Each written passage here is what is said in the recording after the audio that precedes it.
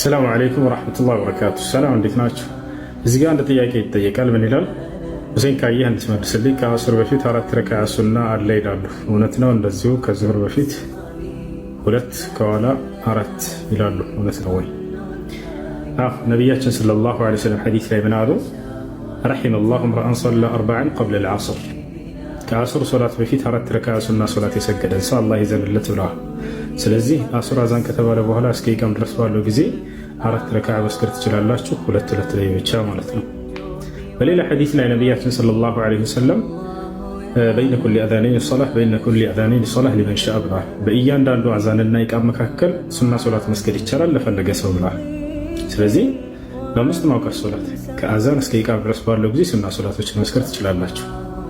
ሌላው ከዙሁር በፊትና በኋላ ስላሉት ነቢያችን ሰለላሁ ዐለይሂ ወሰለም በሌላ ሐዲስ ላይ ምን አሉ? መን ሰላ ፊል የውሚ ወለይላ 12 ረክዓ በነላሁ ለሁ በይተን ፊል ጀና አሉ።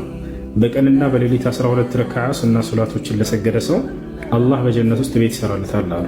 እነዚህ ከሱብሒ በፊት 2 ረክዓ፣ ከዙሁር በፊት 4 ረክዓ 2 ለየብቻ፣ ከዙሁር በኋላ 2 ረክዓ፣ ከመግሪብ በኋላ 2 ረክዓ፣ ከዒሻ በኋላ 2 ረክዓ። እነዚህ ናቸው። ሰላም አለይኩም።